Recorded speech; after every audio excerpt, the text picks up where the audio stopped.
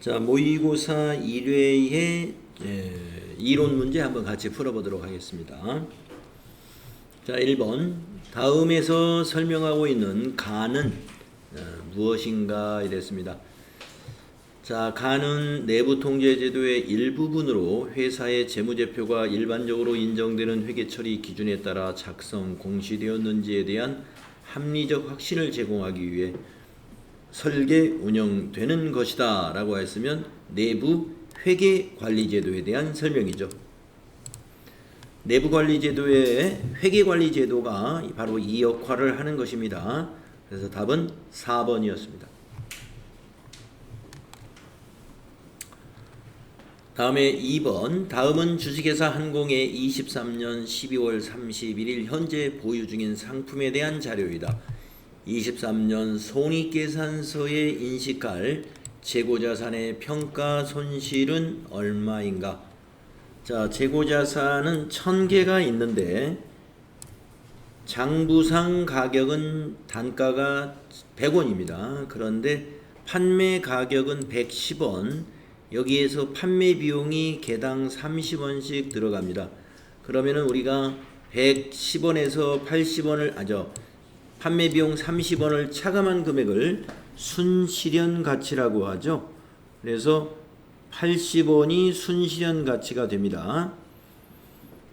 그러면 저가법으로 평가하는 것이기 때문에 장부 단가와 순실현 가치의 단가를 비교해서 낮은 가격으로 재고자산을 평가하는 거예요. 그러면 80원이 낮잖아요.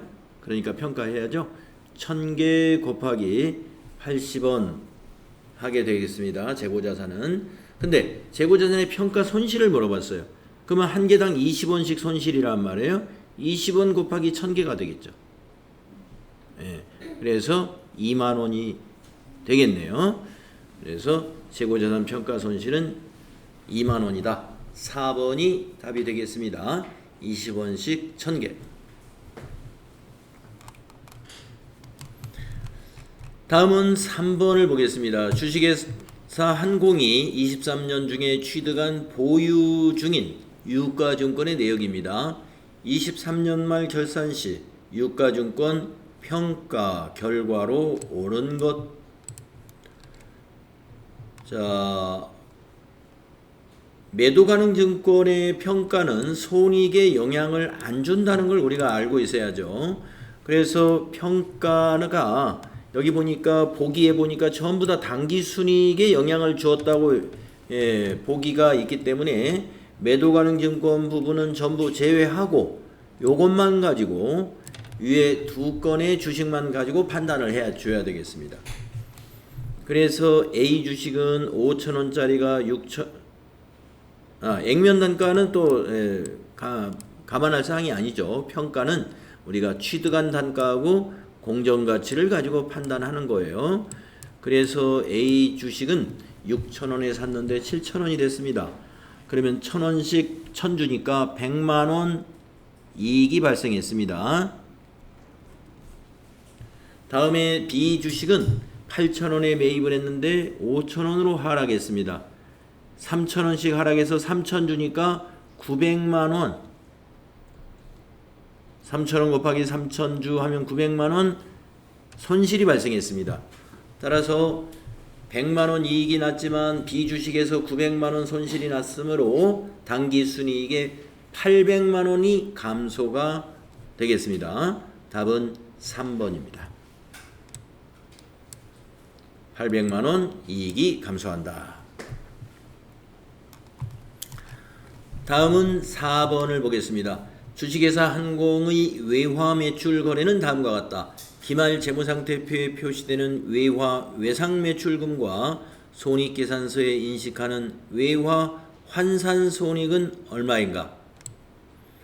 자, 외화 외상매출금이 기말에 어떻게 표시될까요? 기말의 환율로 표시가 돼야 되겠죠. 기말의 환율을 반영해서. 그래서 12월 31일 결산 시점에 마감 환율 1달러당 1,100원입니다. 그러면 7월 1일 날 거래처에 1,000달러를 외상으로 판매하였다 라고 하잖아요. 그러면 1000달러가 결산일에는 1달러당 1100원으로 환산하면 돼요. 그래서 외화 외상 매출금은 110만 원이 돼야 되겠습니다. 외화 외상 매출금은 110만 원.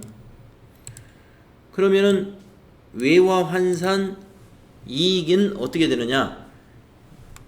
외상 매출할 때 1000달러가 기말에 1100원이 됐기 때문에 1100원이 됐고, 이때는 환율이 1000원이었어요. 외상 매출할 때는 1000원이었고 결산 때는 1100원이었기 때문에 1달러당 100원씩 자산이 증가한 거죠. 1000달러니까 10만 원이죠. 그래서 외화 환산 이익이 10만 원 발생한 겁니다. 답은 4번이라는 거죠. 자산의 경우는 환율이 올라가면은 자산이 증가하고 수익이 발생합니다. 그 수익 계정가목은 외화 환산 이익인 거예요. 그래서 답이 4번이다. 5번을 보시겠습니다. 주식회사 한공은 영업이익을 500만 원으로 계산하였으나 이후 결산 과정에서 다음의 오류 내용을 발견하였다. 이를 반영한 후에 영업이익은 얼마일까? 자, 광고 선전비 영업이익에 영향을 주죠. 기부금 계정으로 처리. 광고 선전비를 기부금으로 처리했으므로 이건 광고 선전비로 고쳐야 되겠죠. 그러면 영업이익이 하락됩니다. 감소하죠. 다음에 선급보험료 5만 원을 비용으로 회계 처리를 잘못했어요. 그러면 보험료에서 빼줘야 되죠. 5만 원은. 보험료에서 5만 원은 차감시키기 때문에 이것은 이익을 증가시켜 줍니다. 자, 그래서 10만 원은 영업이익을 감소시킬 것이고 5만 원은 영업이익을 증가시킬 테니까 5만 원이 감소해야 되겠습니다. 그래서 답은 4번이 되겠네요. 영업이익이 현재 500만 원인 경우에 밑에 두 가지를 수정하게 되면은 반영하게 되면 영업이익은 495만 원으로 되죠. 광고 선전비에 넣으면 영업이익이 감소하고 밑에 보험료에서 빼주게 되면은 영업이익이 증가하는 거기 때문에 그런 겁니다.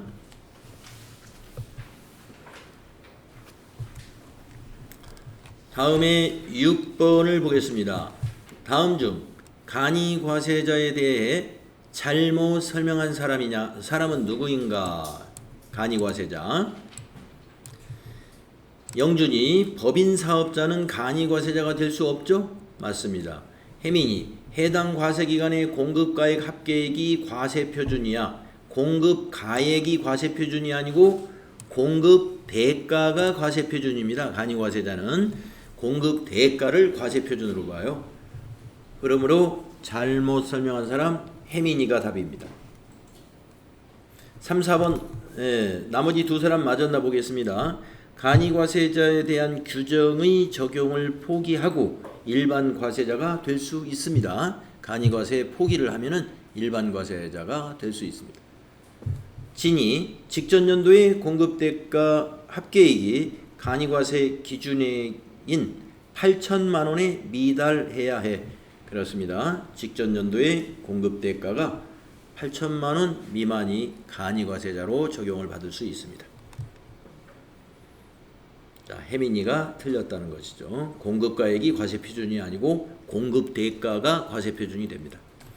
다음에 7번 부가가치세, 면세에 해당하는 금액은 얼마인가? 신문사 광고 과세입니다. 일반 고속버스는 면세, 자동차 운전학원 교육은 과세입니다. 수돗물은 면세. 그래서 고속버스 10만원, 수돗물 12만원, 22만원이 답이 되겠습니다. 자, 고속버스 중에서 우등고속이라고 가끔 보기에 나오더라고요. 우등고속은 과세예요. 그래서 여기 일반 고속버스라고 했잖아요. 일반 고속버스까지 면세, 우등고속은 과세이기 때문에 혹시 보기에서 우등고속버스 운송 용역 하면 그건 면세가 아니고 과세라는 거. 다음 8번 보겠습니다. 소득세법에 대한 설명으로 옳은 것은 1번 비거주자는 국내 원천 소득에 대해 소득세를 납부할 의무가 있죠. 비거주자는 국내 원천 소득에 대해서 과세합니다. 국외 원천 소득에 대해서는 과세하지 않아요.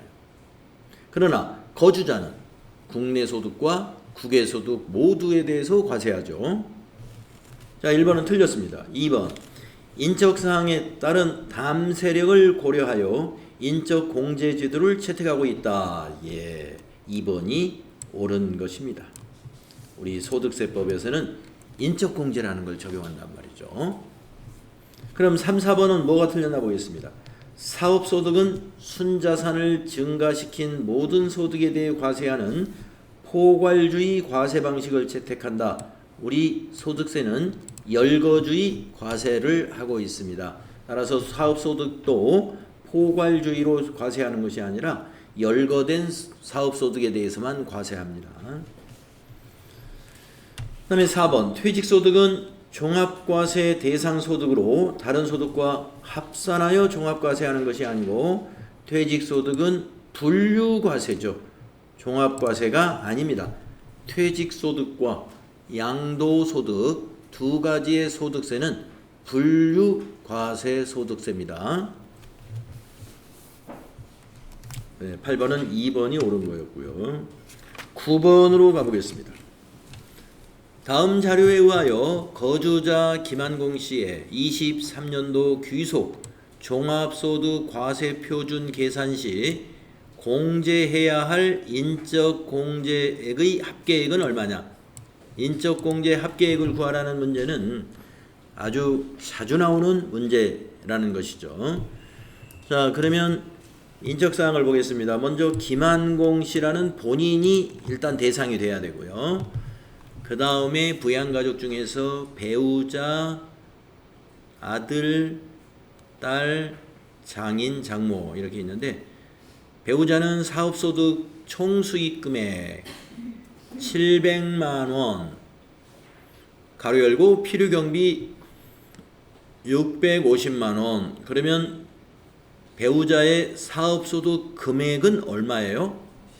50만원이잖아요. 그러면 배우자는 소득이 없는 사람으로 소득에 관계없어요. 그 다음에 다른 기타 소득 금액 500만원이 있으며 다른 부양가족은 소득이 없습니다. 기타 소득 금액이 300만원까지라면은 분리과세를 선택할 수 있는데 300만원을 초과한 기타 소득 금액이 있으므로 딸은 소득자예요. 자, 그러면 이제 나머지 사람은 소득이 없으니까 김한공 그 다음에 아들은 나이 때문에 안 되겠네요. 아, 그런데 장애인입니다. 장애인은 나이와 관계가 없죠. 두 사람. 그 다음에 아까 딸은 기타 소득 금액이 있었습니다. 500만원이.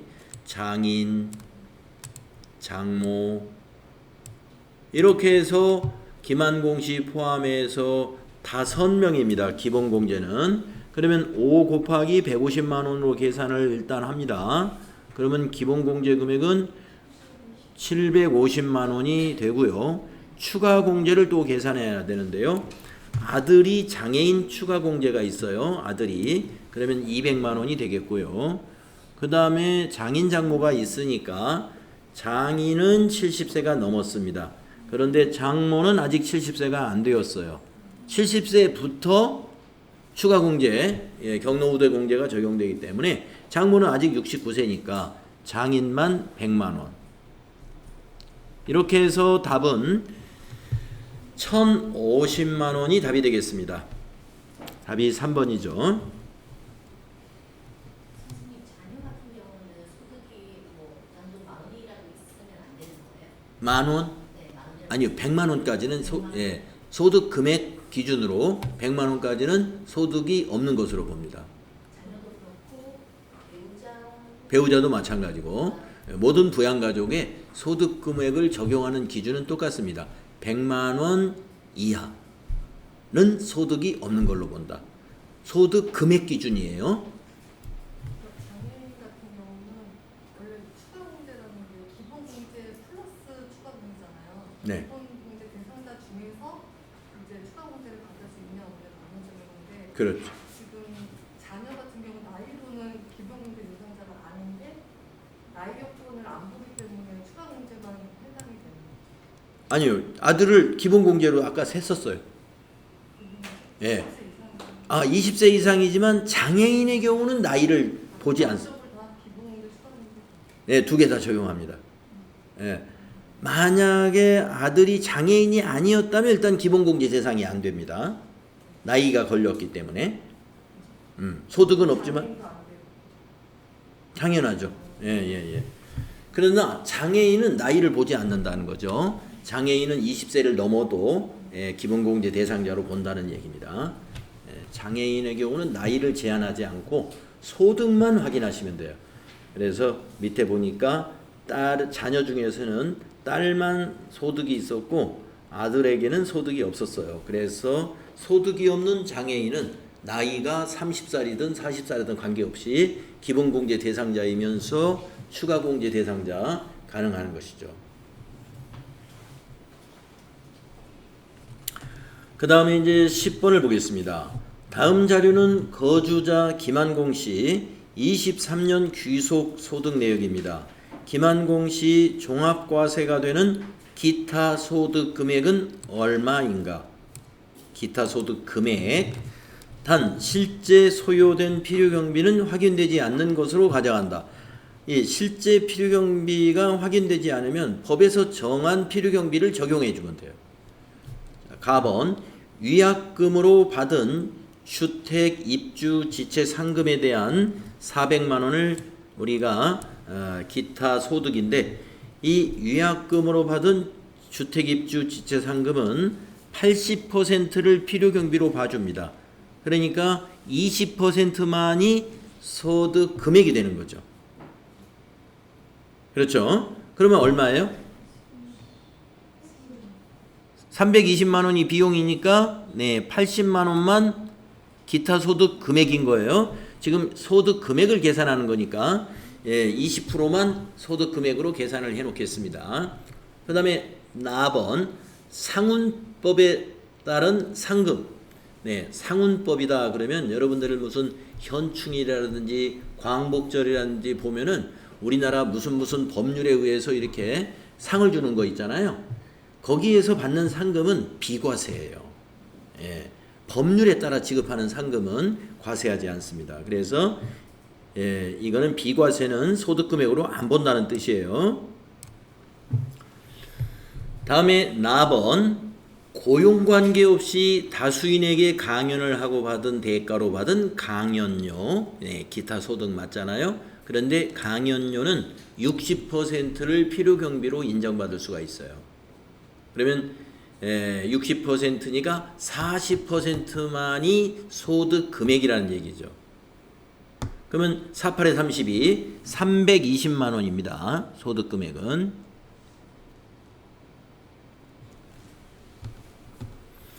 그 다음에 라번을 보시면은 골동품을 박물관에 양도하고 받은 대가. 자, 골동품을 우리가 일반에게 양도했으면은 우리가 그 과세를 합니다. 이때 필요경비는 이 골동품이 10년 이상 만약에 보유했다면 90% 필요경비를 인정받고 10년 이상 보유하지 않은 것이면 80%가 필요경비예요. 자, 그런데 박물관에 양도했잖아요. 비과세. 박물관에 양도한 것은 과세를 하지 않습니다. 자, 따라서 이 80만 원 더하기 320만 원 하면은 400만 원이죠. 김한공 씨의 기타 소득 금액은 1번이 되겠습니다. 400만 원. 이렇게 해서 우리가 모의고사 1회에 있는 이론 문제 풀어봤는데요. 이게 어떤 문제는 앞에 기출문제하고 똑같은 문제를 그대로 옮겨놓은 것도 여기 지금 한두 개 있는 것 같습니다. 혹시 추가 질문 있으신가요? 없으시면은 이제 실무 수행을 좀 더 해보고 쉬는 시간 가질게요. 자, 여러분 539페이지 펴주시고 회사를 비타민 에어라는 회사로 로그인 해주시기 바랍니다.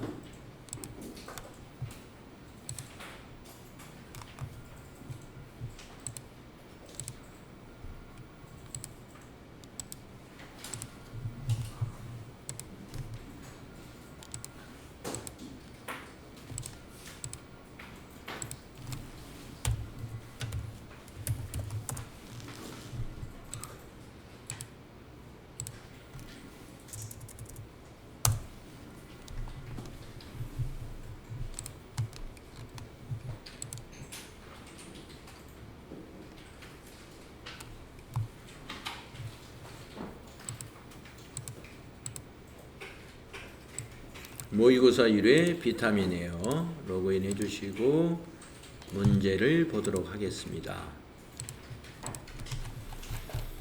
자, 이 회사는 공기청정기 제조업을 영위하는 법인 기업이다. 이렇게 회계사 소개를 했습니다. 자, 거래자료 1번 문제 보겠습니다. 3만원 초과 거래자료에 대한 영수증 수취명세서 작성. 공장의 기계장치를 수리하고 대금은 국민은행 보통예금 계좌에서 지급했다. 1번 거래자료를 입력하는데 비용으로 처리하라. 기계를 수리하고 비용 처리할 때 우리가 무슨 계정 과목으로 비용 처리하면 되나요? 네, 수선비입니다. 그런데 이 기계가 공장의 기계이기 때문에 항상 비용에는 제조원가냐 판매관리비냐 이 코드를 선택을 해야 되기 때문에 공장 기계니까 제조원가, 즉 수선비를 500번대 코드로 선택을 해야 됩니다.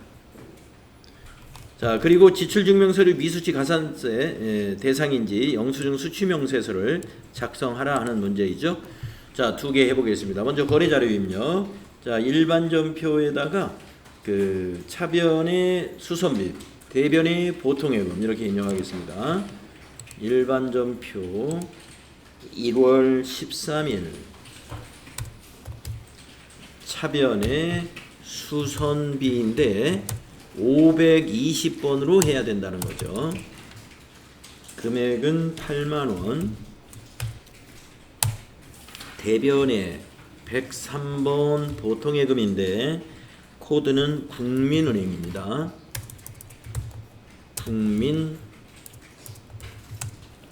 은행이 되고 8만원.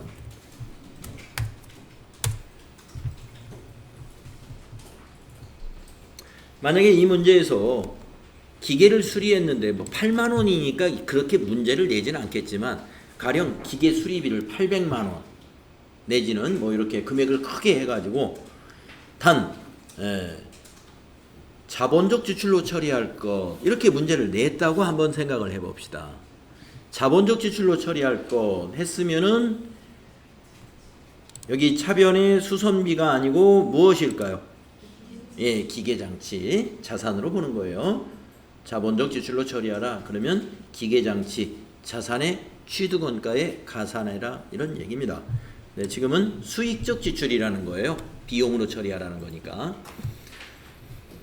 그 다음에 두 번째 거 영수증 수취명세서 입력하면 되죠. 전체 메뉴에 가셔가지고 영수증 수취명세서 두 번째 줄에다가 입력하시면 됩니다. 2023-0113 샤인실업 최재수 서울 구로구 구로동로 27 106 08 1614 거래금액 8만원. 자, 구분에 해당되는 게 있느냐. 샤인실업이라는 것은 서울에 있는 네 사업자입니다. 조명기기 도소매 사업자예요. 없습니다. 여기 만약에 이 회사가 샤인실업이 주소가 뭐 전라남도 구례군 구례읍 뭐 이렇게 돼 있다라고 하면은 읍면 소재 지역의 거래이기 때문에 15번이 될 수가 있습니다. 그런데 샤인시럽은 서울 구로동에 있는 회사예요. 그러니까 구분에 해당되는 건 없겠고, 개정 과목은 아까 수선비 520번을 여기다 입력하는 거죠. 520번. 적요는 기계수리 이렇게 써주시면 되겠습니다. 그런 다음에 영수증 수취 명세에서는 1번 탭에 가가지고 요 두 건이 다 반영됐는가를 보시고, 반영이 안 되는 경우가 많아요. 그 위에 있는 불러오기를 꼭 눌러서 닫으면서 저장까지 저장하시겠습니까? 얘까지 잘 챙기시기 바랍니다.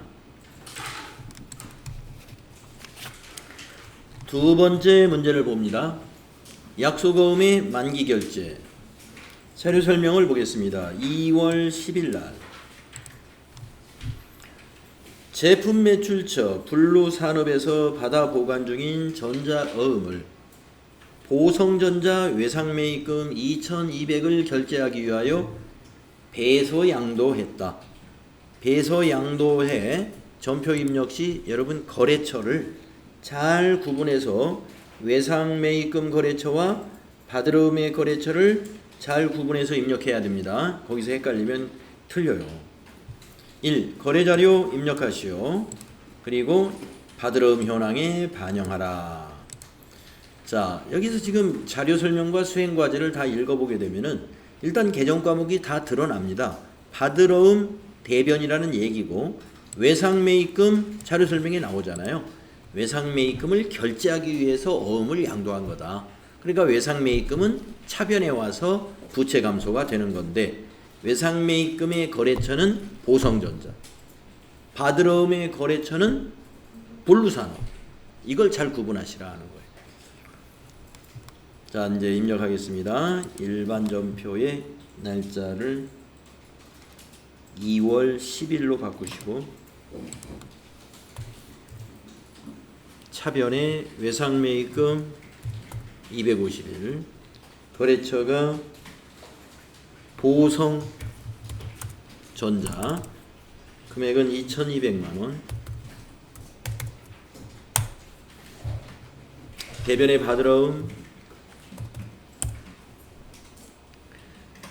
받으러음의 거래처는 블루산업 2,200만원.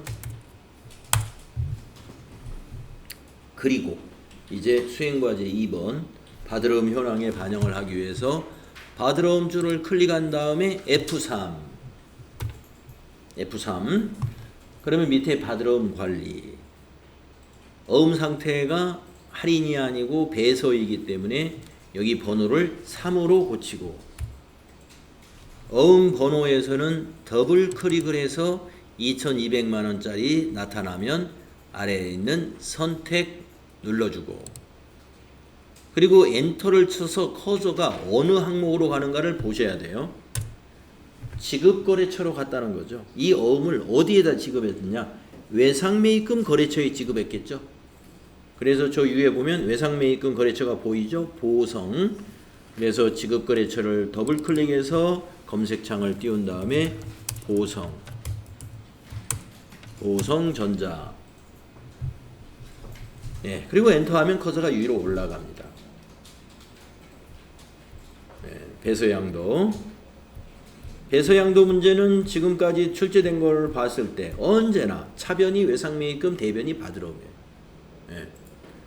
받으러음을 배서양도하는 경우는 외상매입금을 결제하기 위해서 또는 상환하기 위해서 이런 식으로 표현하죠. 외상매입금을 갚기 위해서 보관 중인 받으러음을 배서양도했다. 꼭 이렇게 출제를 합니다. 그래서 차변이 외상매입금, 부채 감소, 대변이 받으러음, 자산 감소가 되고요. 받으러음 자금관리 밑에서 해줄 때 배서로 바꾸고, 어음 번호는 더블 클릭으로 찾고 엔터 하고 나면 커서가 지급거래처로 내려옵니다. 지급거래처는 외상매입금 거래처를 넣어라 이거예요. 외상매입금 거래처. 다음에 세 번째 문제를 보시면은요. 유가증권 매각. 자, 보통예금의 거래 내역이 있고 자료 설명을 보겠습니다. 4월 18일 당사가 보유 중인 매도 가능 증권을 다음과 같은 조건으로 처분했습니다. 22년 기말평가는 기업회계 기준에 따라 적절하게 처리를 했습니다. 처분일에 거래자료를 입력하시오. 자, 매도 가능 증권의 경우는 전기 기말에 평가했을 때 그 평가 손익을 처분했을 때 상계해야 합니다. 지난번 결산 때 요 평가 손익은 당기에 반영을 하는 것이 아니라 자본으로 유보시켜 놓았기 때문에 그러는 거예요. 단기 매매 증권이라고 한다면은 요 앞에 있는 요 사건에 대해서는 신경 쓸 것이 없죠. 단기 매매 증권은 그냥 요것만 판단하면 돼요. 작년에 우리가 얼마로 평가했고 이번에 얼마로 처분했는가. 단기 매매 증권은 그렇게 보는 거예요. 그러나 매도 가능 증권은 그렇지가 않습니다. 매도 가능 증권은 전기에 우리가 자본으로 만들어 놓은 평가 손익이 있기 때문에 처분할 때 그것을 상계 처리해 줘야 됩니다. 자, 무슨 얘기냐면은 이 매도 가능 증권 4,200에 취득을 했는데 전기 말에 가격이 많이 올랐어요. 그래서 5,200으로 매도 가능 증권 평가 이익이 1,000만 원이 있다는 것을 알고 이것과 함께 회계 처리해야 된다는 겁니다. 자, 평가 이익은 자본의 증가 항목이거든요. 그러니까 이걸 어디다가 정리해야 돼요? 이걸 이제 차변에다 정리해야 되라 이런 얘기입니다. 매도 가능 증권 평가 이익 차변에 1,000만 원 같이 넣으면서 분계를 해야 됩니다. 자, 그러면 입력해 보겠습니다. 4월 18일 일반전표 4월 18일 일반전표. 자, 주식을 처분했기 때문에 자산이 증가된 것이 보통예금이 증가됐잖아요. 보통예금 맡기신 금액 4천만 원. 그러면 차변에 보통예금을 먼저 입력하겠습니다. 차변 103번 보통예금. 은행은 국민은행. 금액은 4천만 원이 증가합니다. 자, 대변은 이제 주식이 대변에 가야 되죠. 팔았으니까. 그래서 대변에 매도 가능 증권. 매도 가능 증권 178. 금액은 작년에 기말에 평가했던 금액이 장부 금액이에요. 그래서 5,200만 원입니다. 작년에 매도 가능 증권을 5,200으로 평가해 놨었어요. 그래서 요것만 여러분이 보시게 되면 1,200만 원의 손실이 발생했다. 이 5,200짜리를 4,000에 처분했기 때문에 이렇게 보면 안 된다는 겁니다. 왜 안 되느냐? 지금 이 매도 가능 증권과 관련해 가지고 작년 말에 1,000만 원의 평가 이익을 반영해 놓은 게 있어요. 그것을 전기의 손익에 반영시킨 게 아니고 단기로 지금 가져왔단 말이에요. 그러니까 이제 단기에 반영을 해야 돼요. 처분해 버렸으니까. 그래서 차변에 매도 가능 증권 평가 이익, 매도 가능 증권 평가 이익이라고 되어 있네요. 코드로 981입니다. 이 981을 이제 상계시킨다 이거예요. 상계시킬 때는 항상 반대쪽에 넣는 겁니다. 매도 가능 증권 평가 이익이 결산 때 발생했을 때는 어디에 왔을 거예요? 대변에 왔단 말이에요. 대변에. 그러니까 오늘은 차변에 상계하는 거예요. 1,000만 원. 네. 그러면 이제 200만 원만 마이너스가 났죠? 그래서 매도 가능 증권 처분 손실 200만 원만 인식하면 됩니다. 자, 처분 손실 비용이죠. 그래서 차변에 매도 가능 증권 처분 손 이라고 되어 있네요. 946이네요. 946이 200만 원. 네, 분계가 이렇게 됩니다. 차변이 이렇게, 대변이 이렇게 된다.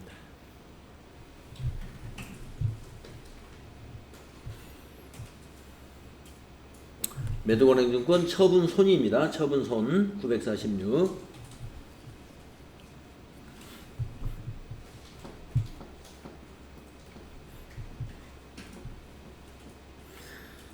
그래서 매도가능증권의 경우에는 처분 손실이나 처분 이익을 질문했을 때는 제가 여러분에게 그런 얘기를 한 적이 있어요. 최초에 취득한 금액과 마지막에 처분된 금액을 직접 비교하면 됩니다 라고 했죠. 그러니까 4,200만 원에 취득했던 매도가능증권을 4천만 원에 처분했기 때문에 200만 원 처분 손실 나오는 게 맞는 거예요. 예. 그 200만 원 처분 손실 나오도록 분개한 내용은 이렇게 해야 그게 나온다는 거죠. 이렇게 해야. 분개가. 네, 그래서 유가증권 매각거래에서 말입니다. 단기 매매증권 같으면은 좀 실수를 뭐 덜 하겠죠. 단기 매매증권은 여러분이 많이 해보셨으니까. 자, 매도가능증권 문제 가끔씩 나와요. 바로 여기 3번 스타일로. 네, 이런 스타일로 가끔씩 나옵니다. 네. 자, 그러면 좀 쉬었다가 다음 시간에 부가가치세 관리부터 같이 또 풀어봅시다.